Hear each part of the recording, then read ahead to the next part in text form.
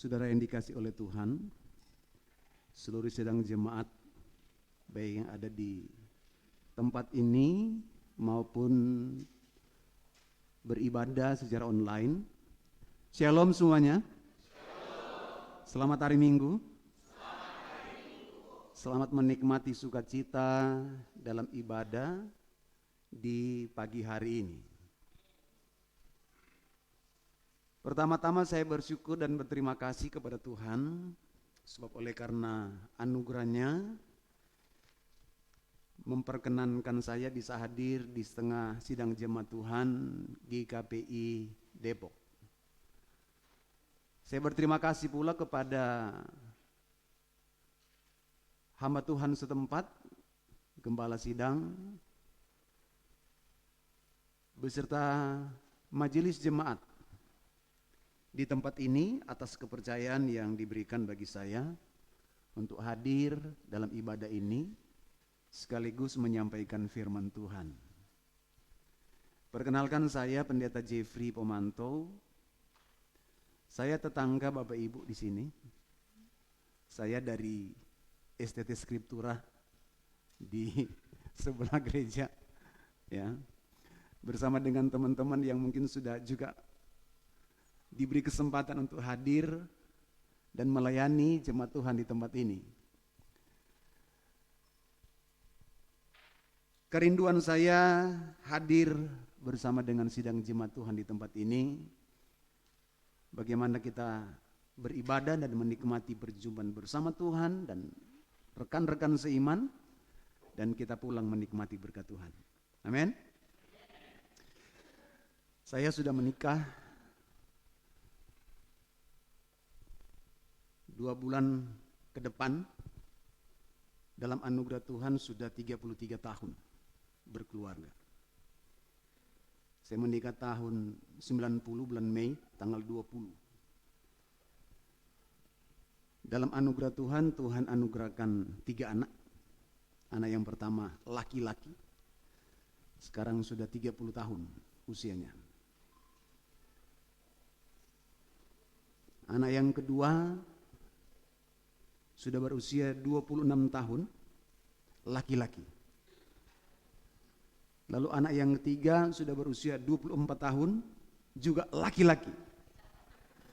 Jadi saya punya saingan berat di rumah. Karena semua punya laki-laki, punya anak laki-laki. Cuma satu wanita di rumah. Jadi kalau hilang selalu pasti dicari. Ya, maksudnya istri saya. Ya, puji Tuhan, dalam anugerahnya saya bersama keluarga ada di Depok dan mengambil bagian dalam pekerjaan pelayanan. Dan kiranya Tuhan terus memperlengkapi saya dengan segala hikmat-Nya agar banyak orang diberkati, bertumbuh, dan menjadi jemaat-jemaat yang kokoh dalam iman. Kelemahannya saya belum punya cucu. Jadi menikah sudah 33 tahun tetapi belum punya cucu. Adik-adik saya menikah jauh dari saya sudah punya cucu. Jadi kecemburuan saya besar bagi mereka karena mereka datang dengan membawa cucu. Ya mungkin karena anak laki-laki ya, sehingga lama mendapat jodoh atau lama menentukan jodoh, saya juga tidak tahu. Yang jelas saya bersyukur mereka semua dalam anugerah Tuhan hidup untuk menaati akan firman Tuhan sebagaimana yang kami dapat ajarkan kepada mereka oleh firman Tuhan yang kami juga ajarkan kepada jemaat. Baik Bapak Ibu yang dikasihi Tuhan, dalam kesempatan yang baik ini saya mengajak untuk sama-sama kita merenungkan bagian firman Tuhan yang terambil di dalam kitab Mazmur 95, dan saya ingin untuk secara bergantian kita membaca ayat 1 sampai dengan ayat yang ke-11. Dan jika Bapak Ibu tidak keberatan, saya ingin kita baca ayat ini bergantian dengan sama-sama kita berdiri. Boleh? Ya. Saya akan membaca ayat ganjil. Bapak Ibu silakan membaca ayat yang genap. Pada ayat yang ke-11 kita akan baca secara bersama-sama. Firman Tuhan diberi tema oleh Lembaga Alkitab Indonesia, hormatilah Tuhan dan taatilah Dia. Ayat 1. Marilah kita bersorak-sorai untuk Tuhan, bersorak-sorak bagi gunung batu keselamatan kita.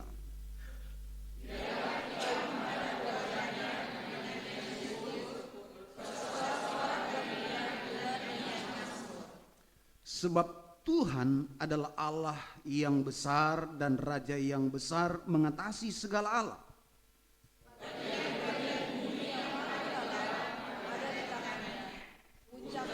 Gunung pun kepunyaannya. Kepunyaannya laut, dialah yang menjadikannya, dan darat tangannya lah yang membentuknya. Masuklah, marilah kita sujud menyembah, berlutut di hadapan Tuhan yang menjadikan kita. Sebab dialah Allah kita, dan kitalah umat gembalaannya, dan kawanan domba tuntunan tangannya. Pada hari ini, sekiranya kamu mendengar suaranya, janganlah keraskan hatimu seperti di Meriba, seperti pada hari di masa padang gurun. pada waktu nenek moyangmu mencobai aku, menguji aku, padahal mereka melihat perbuatanku. 40 tahun aku jemu kepada angkatan itu, maka kataku, mereka suatu bangsa yang sesat hati, dan mereka tidak mengenal jalanku. Sama-sama.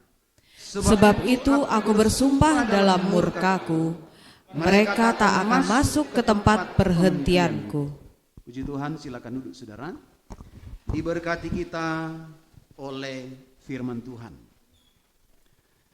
Saudara, Alkitab menginformasikan, kalau kita baca dalam keluarannya, dalam kitab Keluaran pasalnya yang ke-3, ayatnya yang ke-7, melihat pada pasal yang ke-12, ayatnya yang ke-40, lama setelah Israel berada di Mesir, sebagai satu komunitas bangsa Israel,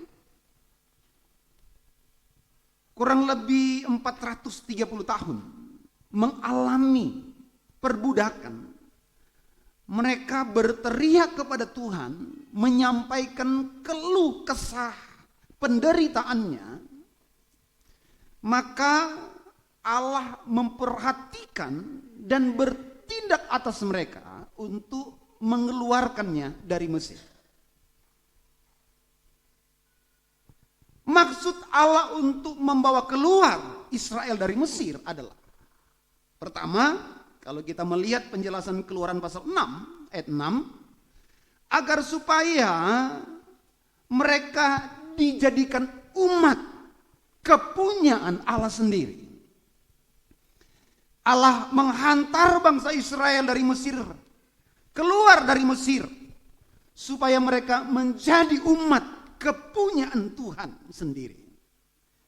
Maka kita mengenal Israel sebagai umat pilihan Allah, bukan hanya sebagai pribadi tapi sebagai bangsa sampai hari ini. Lalu yang kedua, penjelasan Keluaran pasal 6 ayat 7 adalah Allah tidak hanya berkerinduan menjadikan mereka sebagai umat pilihannya, tetapi membawa mereka satu negeri yang telah dijanjikan Tuhan melalui Abraham, Ishak dan Yakub, bapa leluhur mereka, yaitu Kanaan sebagai tanah perjanjian. Dan Alkitab mencatat bahwa tanah itu makmur, subur, sehingga mereka tidak bisa mendapatkan kehidupan yang lebih baik, apalagi di Mesir, dibanding dengan ketika mereka berada di negeri perjanjian. Lalu yang ketiga, kalau kita memperhatikan Keluaran pasal 3 ayat 18, Keluaran pasal 5 ayat 3, Allah berkerinduan melalui bangsa pilihannya, umat pilihannya, mereka yang menikmati tanah perjanjiannya, adalah agar supaya mereka beribadah kepada Tuhan dengan mempersembahkan korban. Dan itu yang menjadi alasan yang Tuhan sampaikan kepada Musa untuk disampaikan kepada Firaun, bahwa Israel harus keluar dari Mesir, sebab di Mesir mereka tidak dapat mempersembahkan korban kepada Allah sebagai ibadah kepada Tuhan. Firaun punya banyak alasan untuk menahan Israel. Tentu saja bukan hanya supaya mereka tetap menjadi budak. Menjadikan Israel sebagai budak merupakan hal utama kerja mereka, orang Israel, dalam perbudakan. Tetapi tentu ia tidak ingin mereka beralih penyembahan. Sebab Firaun sebagai raja juga dianggap sebagai Tuhan yang harus disembah oleh orang Mesir. Allah berkehendak agar supaya Israel memiliki penyembahan yang benar, yaitu Allah Abraham, Allah Ishak, Allah Yakub, yang dikenal oleh mereka sebagai umat, yang dijanjikan Tuhan untuk memiliki satu negeri yang subur, makmur, yaitu Kanaan. Mereka harus beribadah kepada Tuhan. Nah, saudaraku yang dikasihi oleh Tuhan, berkaitan dengan keinginan Tuhan agar supaya umat Tuhan, bangsa pilihan Allah, Israel beribadah kepada Tuhan, diulas kembali oleh Musa dalam Mazmur pasal 95 tadi yang kita sudah baca. Bagaimana agar supaya bangsa Israel, mereka mempersembahkan satu bentuk ibadah kepada Tuhan yang di dalamnya ada korban, ada penyembahan dengan sepenuh hati, dengan segenap hati. Mengapa demikian, saudara? Sebab kalau kita baca penjelasan Yesaya pasal 29, ayatnya yang ke-13, dan disampaikan kembali oleh Yesus dalam Matius pasal 15 ayat 8 dan 9. Allah mencelah ibadah Israel sebab mereka tidak beribadah dengan segenap hati. Alkitab menjelaskan ibadah mereka adalah ibadah buatan manusia, hafalan belaka. Mereka katanya menyembah Tuhan tetapi hatinya jauh dari Tuhan.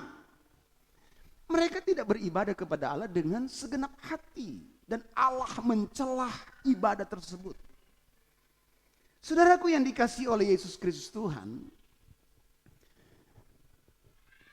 unsur ibadah itu salah satunya adalah penyembahan. Selain ada pujian, selain ada pengagungan, ada persembahan.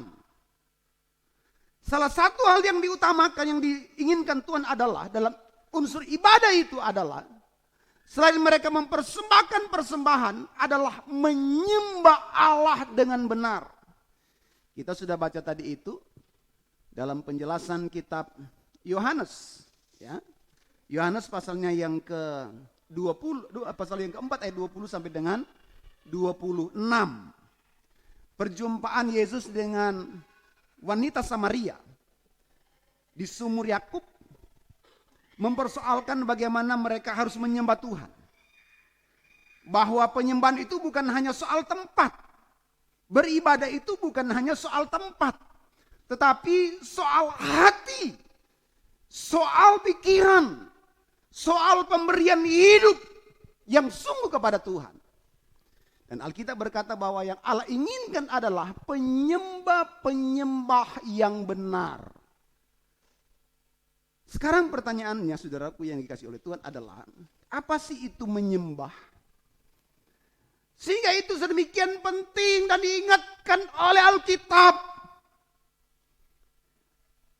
Ketika umat Tuhan datang untuk beribadah kepada Tuhan, menyembah Tuhan, menyembahlah dengan benar. Apa itu menyembah? Kalau kita melihat kata ini, saudara, menyembah itu bukan hanya ungkapan sanjungan, ya, ungkapan kata-kata yang memberi keagungan. Tetapi penyembahan juga berarti menaruh hormat kepada orang di mana kita menaruh penyembahan kita, membawa penyembahan kita. Yang ketiga, penyembahan adalah penaklukan diri. Penaklukan diri kita kepada yang disembah. Maka ketika kita datang menyembah Tuhan dalam ibadah kita, adalah sikap hidup kita yang dipertunjukkan kepada Tuhan, bahwa kita datang untuk memuji Dia, kita menyanyi bagi Dia, kita menyanyi dengan penuh keagungan, dengan sepenuh hati, tidak hanya dengan kata-kata. Kalau hanya dengan kata-kata, sebagaimana yang tadi saya jelaskan, ibadah Israel itu dicelah, baik dalam kitab Yesaya maupun dalam kitab Matius tadi. Yesus mencelah ibadah Israel karena mereka beribadah hanya dengan kata-kata manis. Tidak lahir dari hati yang tulus. Ibadah menjadi formalitas semata. Sehingga kita menyembah Tuhan tidak lahir dari hati yang tulus. Beribadah bagaimana kita menaklukkan diri kita di kaki Tuhan. Kita datang menyembah kepada Tuhan. Semua ego kita ini harus luntur, saudara. Nggak ada lagi hal-hal yang diperhitungkan. Tidak ada jenjang-jenjang yang dilihat. Pencapaian-pencapaian tidak ada lagi, saudara. Mau siapapun kita, bersyukur Tuhan berkati, bersyukur Tuhan adakan banyak hal bagi kita. Tetapi ketika kita datang menyembah Tuhan, semua itu tidak ada gunanya. Kita datang sebagai orang yang tidak layak di hadapan Tuhan, tapi bersyukur mendapatkan anugerah daripada Tuhan. Ketika kita datang beribadah kepada Tuhan, menyembah Dia, kita datang dengan menaruh hormat kepada Tuhan. Saya dalam anugerah Tuhan berkesempatan mendapat undangan bertemu dengan beberapa pejabat juga dan pemerintah Depok. Kalau kita mau ketemu mereka, kendati kami diundang, harus mengikuti protokolernya. Tidak boleh datang bertemu pejabat itu dengan berpenampilan apa adanya. Tidak bisa. Di screening. Kalau tidak layak berarti dia tidak bisa masuk ke ruang untuk bertemu dengan pejabat. Harus menaruh hormat kepada orang yang mengundang kita. Karena mereka sebagai pejabat. Nah, saudaraku yang dikasihi oleh Tuhan, dalam beribadah, menyembah Tuhan adalah bagaimana kita menaruh hormat kepada Tuhan, kepada Allah yang merindukan kehadiran kita untuk menyampaikan rasa syukur kita atas apa yang Dia telah buat dan anugerahkan bagi kita. Maka tema khotbah pagi hari ini sedemikian penting bagi kita. Bagaimana agar supaya aktualisasi dari ibadah kita benar-benar unsur penyembahan di dalamnya itu dapat kita penuhi. Sehingga ketika saudara kita pulang beribadah, kita tidak pulang sebagaimana kita datang. Tapi kerinduan selalu kita berdoa, Tuhan biar kami pulang tidak seperti kami datang, tapi kami pulang dengan penuh berkat daripada Tuhan. Amin saudara. Saudara mau diberkati setelah beribadah? Mau menikmati berkat Tuhan? Saudaraku yang dikasih oleh Tuhan, persoalan sekarang adalah begini. Mengapa Israel dan bahkan sampai dengan sekarang kita yang menjadi bagian dari umat pilihan Tuhan, ibadah kita ini sering, ini kalau kita akui sendirian, saya tidak ingin untuk menaruh curiga kepada saudara, tidak. Tetapi bahwa Israel dalam ibadahnya yang diinginkan oleh Tuhan dicelah oleh Allah sendiri. Dan bahkan mungkin ibadah-ibadah yang selama ini terjadi dan mungkin kita bagian di dalamnya sesungguhnya dicela oleh Tuhan. Oleh karena tidak memiliki alasan yang jelas, alasan yang benar mengapa ia datang beribadah kepada Tuhan dan harus menyembah Tuhan dengan segenap hati. Ini yang harusnya menjadi pertanyaan kita. Dan harus kita pahami ini saudara. Apa yang seharusnya melatar belakangi kita agar supaya kita datang beribadah kepadanya dan menyembah dia dengan benar, dengan segenap hati. Dengan sepenuh hati. Kata segenap hati itu kan berarti tidak ada yang kurang. Berarti penuh atau seluruh hati kita. Seluruh hidup kita, seluruh pikiran kita. Jadi bukan badan di gereja tapi pikiran di rumah. Misalnya begitu. Gitu ya. Badan di gereja, tetapi pikiran di tempat wisata. Misalnya. Badan sementara beribadah, tetapi pikirannya lagi di dapur. Saya gitu ya. Apa yang harusnya kita pahami, yang harus kita mengerti. Supaya alasan kita beribadah benar-benar kita buat sedemikian baik. Dan waktu ibadah itu kita sampaikan kepada Tuhan, dalam penyembahan kepada Tuhan. Itu menjadi bagian yang sungguh-sungguh lahir dari hati kita. Dalam kesadaran pikiran kita. Dan menjadi persembahan yang menyukakan Tuhan. Sebab ibadah yang tidak berkenan kepada Tuhan bukan cuma dicela Tuhan saudara. Kalau saudara baca perhatikan ayat yang ke-11. Kita mengalami kerugian besar. Kalau ibadah itu tidak terekspresi dengan baik, dengan benar. Ayat 11 dari Mazmur pasal 95 tadi. Sebab itu aku bersumpah dalam namaku, mereka tak akan masuk ke tempat perhentianku. Saudara yang dikasihi Tuhan. Saya sudah jelaskan tadi bahwa tempat perhentian yang dimaksudkan Tuhan adalah Kanaan. Negeri yang berlimpah. Negeri yang subur. Yang tersedia segala berkat yang dibutuhkan oleh umat pilihan Tuhan. Allah mengeluarkan saya dan saudara dari Mesir, perhambaan dosa, agar supaya kita masuk ke tempat perhentian, tempat di mana Allah sediakan segala berkat yang kita perlukan. Bukan hanya dalam hidup ini, tapi hidup yang akan datang. Dan ibadah, penyembahan, mempengaruhinya, saudara. Kita selamat pasti, saudara. Tetapi upah yang Tuhan berikan kepada kita bergantung dari mana atau bagaimana kita beribadah kepadanya dan yang di dalamnya ada penyembahan yang benar karena dilakukan dengan sepenuh hati. Apa yang harus kita pahami? Supaya ibadah kita ini bukan ibadah yang formalitas. Ibadah kita ini benar-benar ibadah yang kudus, Ibadah yang diperkenan Tuhan dan diberkati Tuhan.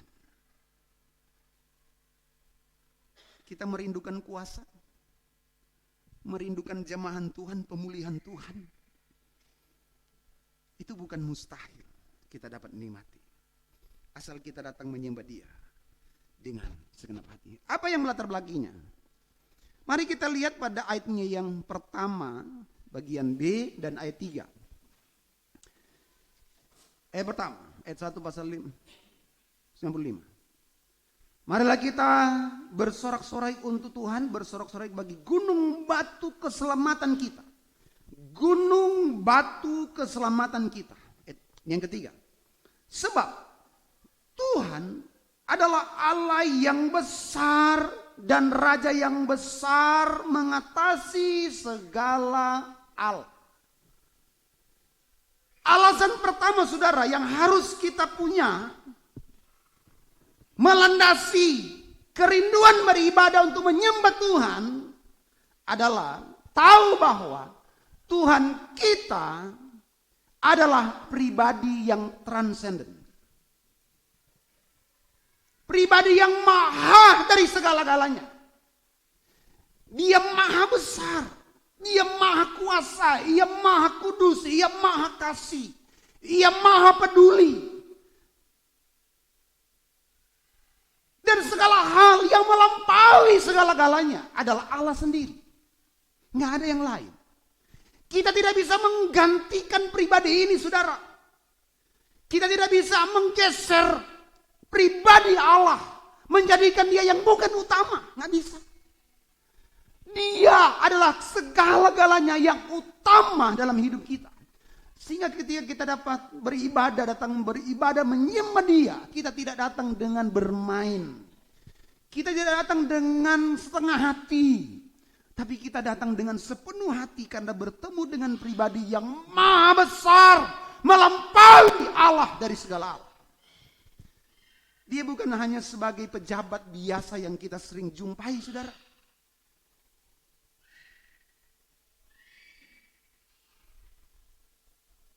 Bapak Ibu sudah pernah ketemu presiden? Presiden Jokowi? Sudah ada yang pernah? Arak-arakan presiden datang di satu daerah, itu disambut oleh masyarakat di sekeliling, di sepanjang jalan. Bahkan di atas gedung bertingkat, mereka ada di sana hanya sekedar untuk apa? Melihat iringan mobil pejabat yang liwat.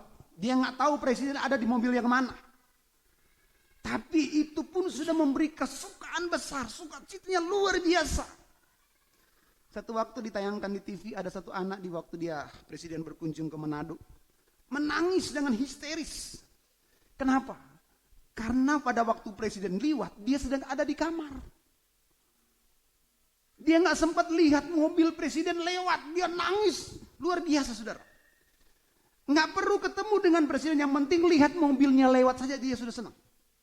Saudara, kita datang beribadah itu bukan hanya sekedar untuk melihat pejabat liwat, saudara, sekilas. Tapi benar-benar kehadirannya nyata atas kita, saudara. Amin. Sudah percaya Allah ada di sini? Sudah percaya Dia hadir bersama dengan kita sekarang ini?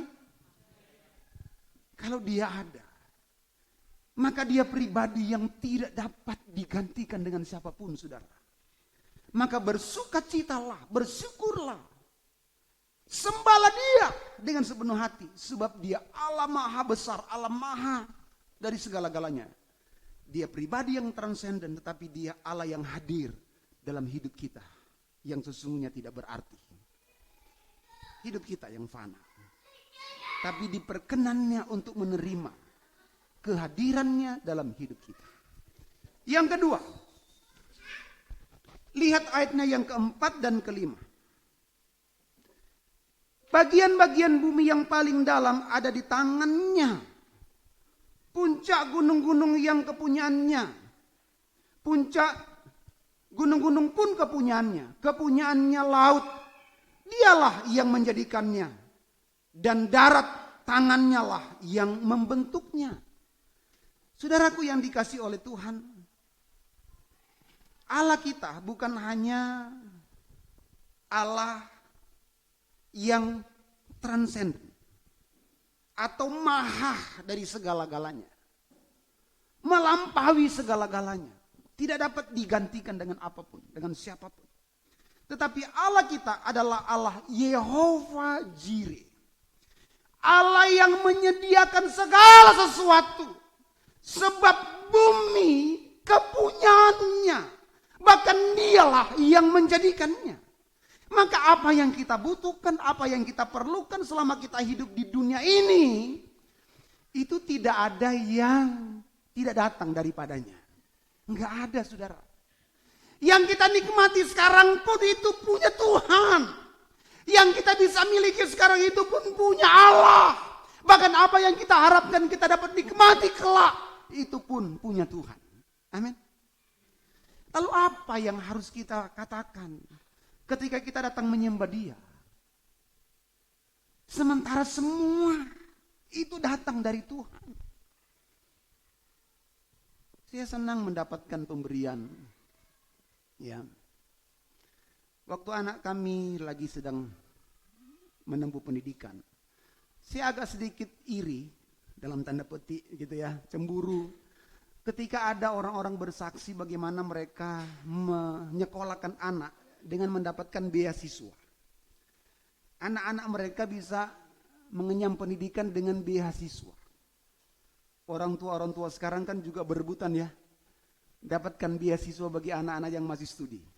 Ya, minimal masuk di sekolah negeri. Benar? Ya, istri saya mengajar di sekolah negeri. Jadi orang tua banyak yang datang tuh, berebutan supaya mendapatkan kursi masuk di sekolah negeri. Minimal ada sedikit subsidi dari pemerintah. Kalau tidak dapat beasiswa, ada sedikit keringanan. Gitu kan? Tapi saudaraku yang dikasihi oleh Tuhan, Alkitab mengingatkan saya. Firman Tuhan mengajar saya bahwa kecemburuan saya terhadap rekan-rekan jemaat-jemaat yang anak-anaknya mendapatkan beasiswa itu keliru. Wah, saya berdoa, Tuhan ampuni saya. Mengapa?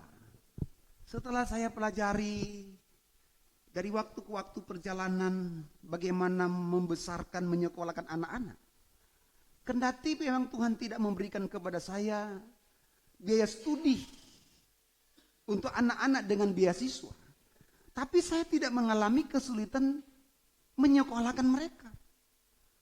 Saya tidak mengalami kesulitan mendidik mereka sampai ke perguruan tinggi. Tiga-tiga anak saya bersyukur mereka bisa menyelesaikan studi sampai perguruan tinggi. Anak yang saya yang pertama bisa bekerja sampai ke luar negeri. Tiga-tiga sempat ke luar negeri bekerja. Kalau yang sekarang masih ada di Dubai, bekerja di Dubai. Sudah 9 tahun di sana. Dan saya melihat bagaimana Tuhan bekerja dengan sedemikian besar, sedemikian rupa dalam hidup saya. Saya tidak bisa berkata, Tuhan, kenapa Engkau tidak peduli? Orang lain Tuhan berikan, saya Tuhan tidak berikan. Ternyata Tuhan wujudkan itu dengan memberkati saya dengan cara apapun yang Tuhan dapat buat. Karena apa yang saya inginkan, apa yang kita butuhkan, itu punya Tuhan. Amin. Dia Yehova Jireh, Allah yang menyediakan, Allah yang mengadakan apa yang tidak ada menjadi ada. Sehingga tidak ada alasan bagi kita untuk tidak datang menyembah Dia. Tidak ada alasan untuk tidak datang mengucap syukur kepada Dia, untuk tidak beribadah kepada Dia. Maka kalau ada kesempatan engkau beribadah, beribadahlah, menyembahlah Allah itu dengan sepenuh hati. Karena kita tidak bisa membayar semua apa yang Tuhan telah kerjakan atas kita. Amin, saudara. Masih ada waktu? Masih? Masih. Saya pengajar Bapak Ibu, jadi kalau bicara itu sampai 2 jam. Minimal 2 jam. Ya. Jadi kadang saya lupa ini sudah selesai apa belum. Masih boleh ya? Masih? Iya, iya, puji Tuhan. Ya. Yang ketiga, Perhatikan ayat yang ke-7.